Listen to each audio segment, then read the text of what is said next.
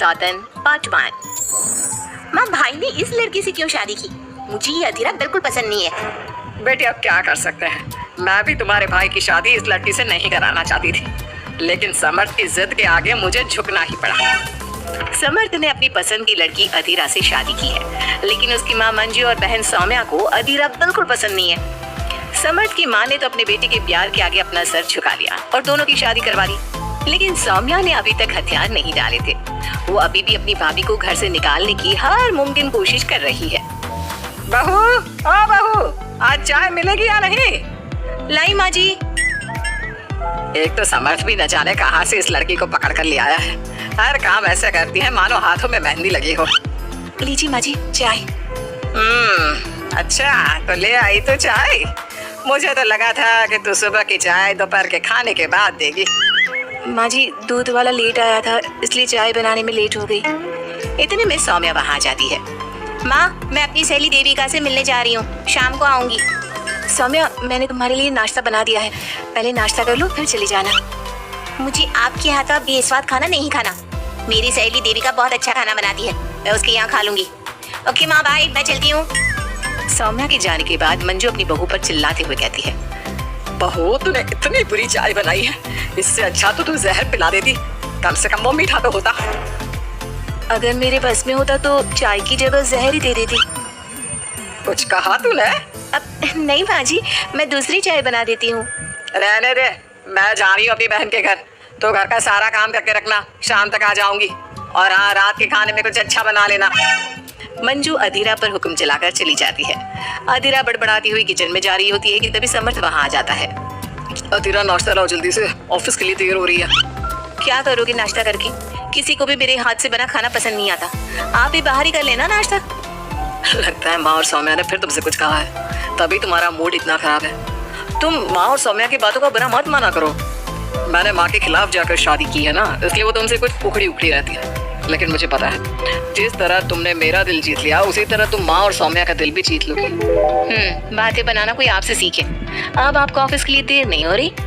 हो तो रही है, लेकिन सोच रहा हूँ सौम्या और माँ घर पर नहीं है, तुम दिन भर अकेली घर में क्या करोगी? मैं आज ऑफिस की छुट्टी कर ही लेता हूँ। नहीं नहीं नहीं, मैं घर में अकेली रह सकती हूँ, आप ऑफिस जाओ। चलो जाओ और अपना काम करो। समर्थ ऑफिस चला जाता है और शाम को जब सभी घर आते हैं, अधीरा सबके लिए बड़े प्यार से खाना तैयार करके रखती है। सौम्या सबसे पहले किचन में जाती है। अरे वाह, खाने की तो बहुत अच्छी खुशबू आ रही है, लेकिन मुझे इस खाने का मजा किरकिरा करना ही होगा। सौम्या खाने के अंदर बहुत सारी हल्दी डालकर चली जाती है। उसके बाद अधीरा सबके लिए खाना लगाती है, लेकिन किसी को भी खाना अच्छा नहीं लगता।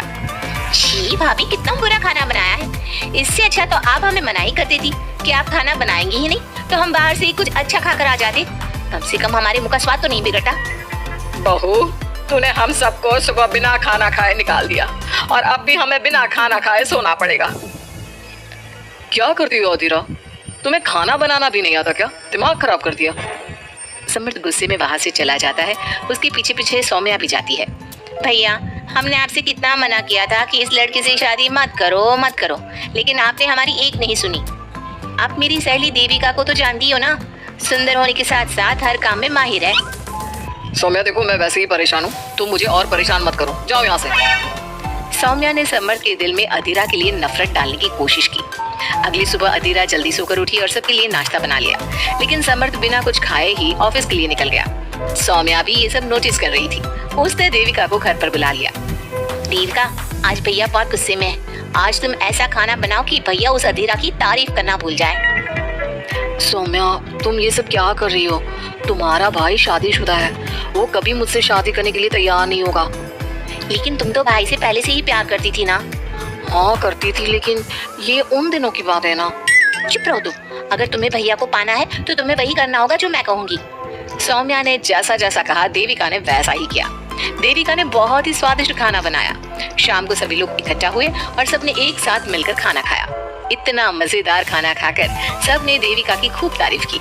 समर्थ ने अपनी पत्नी को ताना देते हुए कहा, अधीरा, देविका ने कितना अच्छा खाना बनाया है, तुम्हें देविका से खाना बनाना सीखना चाहिए। अब तो ये रोज की बात हो गई। सौम्या हर बार देविका को अपने घर बुलाती और किसी न किसी बात पर अधीरा को शर्मिंदा करती। सौम्या अपने भाई की बात देविका से कराने लगी। अब समर्थ भी देविका से प्यार करने लगा। सौम्या ने अपने भाई से कहा, भैया आपको देविका पसंद है ना? अरे तुम ये क्यों पूछ रही हो? क्योंकि मैं चाहती हूँ कि आप देविका से शादी कर लो। अरे सौम्या, ये मुमकिन नहीं है, क्योंकि देविका मुझसे शादी करने के लिए कभी तैयार नहीं होगी और अधीरा भी इस रिश्ते से खुश नहीं होगी। आप देविका की चिंता मत करो, उससे मैं बात कर लूंगी। आप बस अधीरा भाभी को समझा दो। सौम्या की बात सुनकर समर्थ अधीरा के पास जाता है। वो उससे अपनी और देविका की शादी की बात करता है। अधीरा, मैं देविका से शादी करना चाहता हूँ। क्या? आप शादी करोगे? लेकिन क्यों? क्योंकि मैं उसे प्यार करता हूँ। प्यार तो आप मुझसे भी करते थे। कल कोई और लड़की पसंद आ जाएगी तो तीसरी शादी कर लोगे? देखो अधीरा, तुम्हें घर में कोई पसंद नहीं करता। तुम्हारी शादी मैंने माँ के खिलाफ जाकर की थी। अब तुम मेरे और देविका के बीच में मत आओ, प्लीज। क्यों बीच में ना हो? मैं ये शादी नहीं होने दूंगी, आप चाहे कुछ भी कहो। अधीरा के लाख विरोध के बावजूद भी सौम्या और मंजू ने समर्थ की शादी देविका से करवा दी।